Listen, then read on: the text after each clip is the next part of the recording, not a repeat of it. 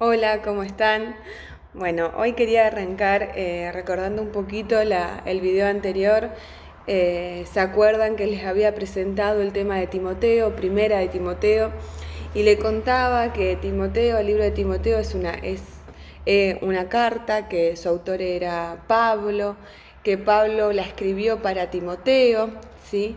Eh, y yo en ese momento me centré en unos versículos donde en realidad Pablo se centraba un poquito en él y en la gracia que Dios estuvo con él. Y hablábamos de la gracia, la misericordia, del perdón y el amor que Dios tiene con cada una de las personas. Y hoy quería traerles el libro de Segunda de Timoteo, ¿sí? Que también lo escribió Pablo, también se lo escribe a Timoteo, pero esta vez desde otro contexto, ¿sí? Esta vez Pablo está preso, está en un calabozo, a oscuras, en Roma, y desde ahí él escribe esta segunda carta. Como les comentaba, también va dirigida a Timoteo. ¿Por qué Pablo escribió esta carta? Por dos motivos.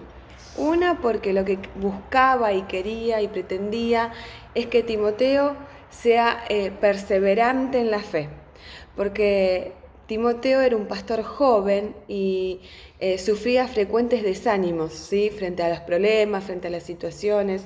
No nos olvidemos que también Pablo lo había mandado a enfrentar a los falsos profetas, a los falsos maestros, que estaban enseñando falsas doctrinas, ¿no? Quizás doctrinas, enseñanzas que estaban centradas en otras cosas y no en los principios de Jesús.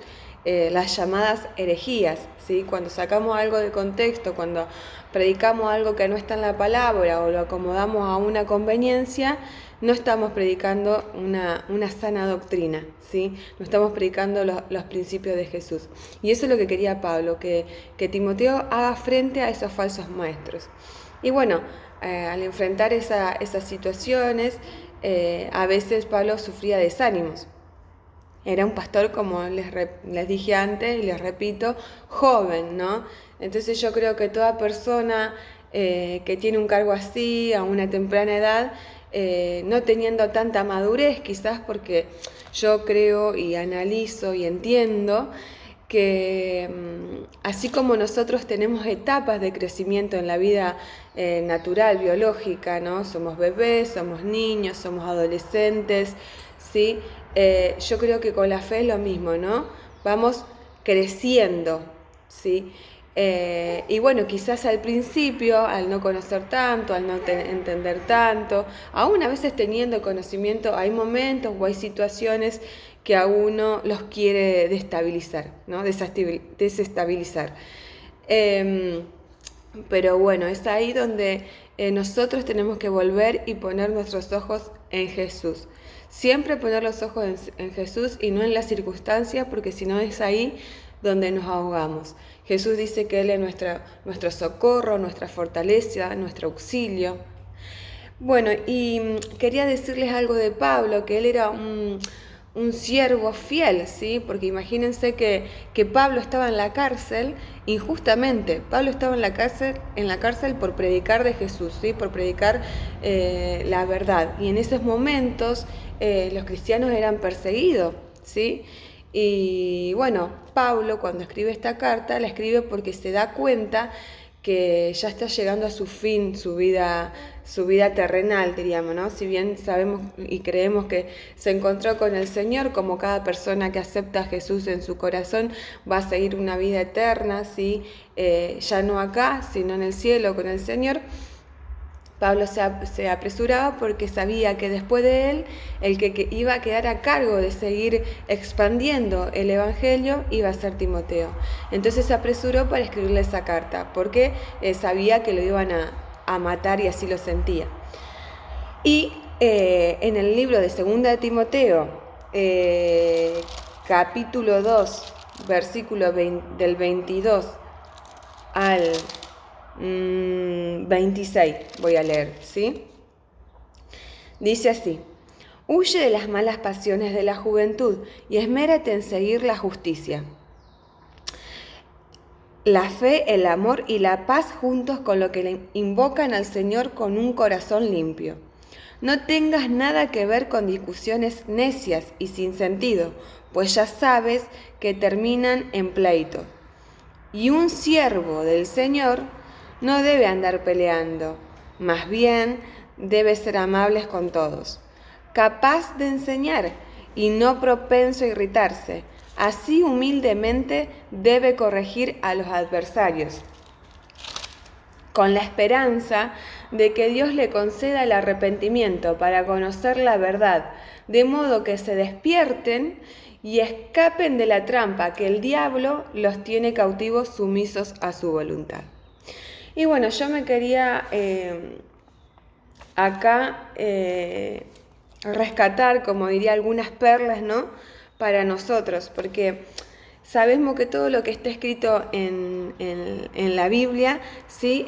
Fueron las historias, ¿sí? Que surgieron antes de Cristo y después de Cristo, pero que esa historia, si bien estaban en otro momento histórico, nos sirven aún para hoy. Y podemos aplicar lo que dice la palabra, aún hasta el día de hoy y más adelante también, porque todo va a pasar, pero la palabra de Dios no va a pasar, siempre va a estar presente. Y quería darle estas perlas, por decir de alguna manera. Yo me quería centrar en el primer versículo, que dice: huye de las malas pasiones.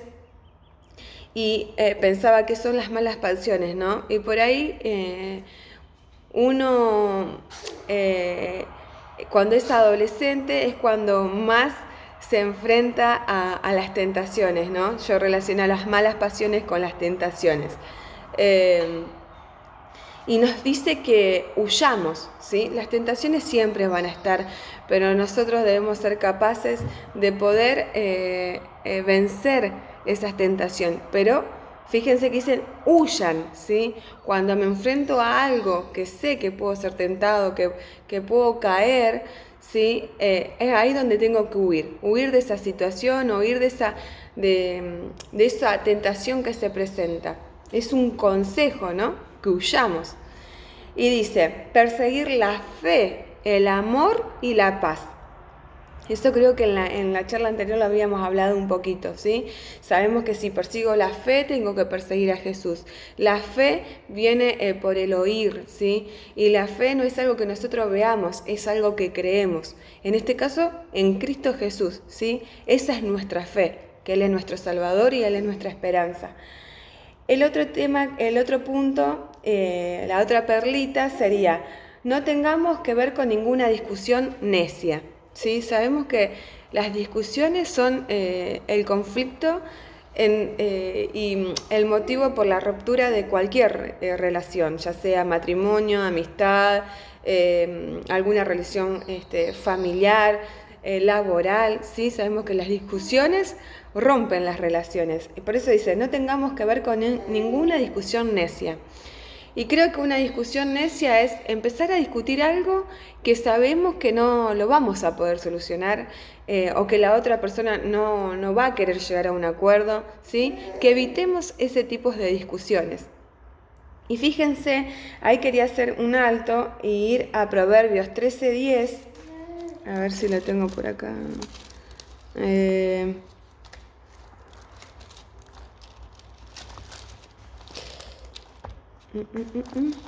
Acá.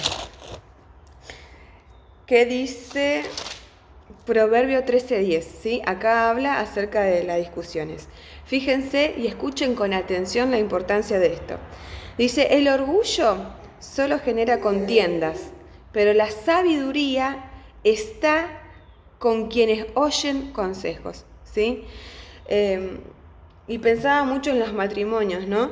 Que muchas veces surgen discusiones, pleitos y incluso llegan a separaciones a veces por el orgullo, ¿no? Por no querer perdonar, ¿sí? No querer quizás llegar a un acuerdo, ¿no? Y ahí entra toda la justificación, todo nuestro razonamiento,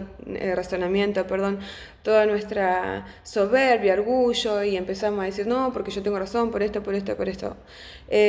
pero Dios nos dice que el orgulloso es el que genera contienda, ¿sí? Me decís, sí, Noelia, yo no comencé el problema. Pero bueno, si no lo comenzaste, ¿sí? Nuestro deber es no seguir fomentando esa discusión, no seguir agrandando ese problema, ¿sí? Poder aplicar la sabiduría, ¿sí? Y si es necesario el perdón. El otro punto, cuarto, también está relacionado al pleito y dice no irritarse fácilmente. Y el quinto punto dice es corregir a los adversarios humildemente. Creo que acá podemos hacer referencia a cuando sabemos que alguien está haciendo algo equivocado o estar mal, que seamos amables, ¿sí? Que no digamos porque, ¿sí? Con dureza, con pasión, diríamos, de corregir de una mala manera, ¿no? Que seamos amables. Podemos decir una verdad, pero ser amables. Y bueno, esta es la palabra que yo hoy le quería compartir y espero que les sea de bendición. Hasta la próxima.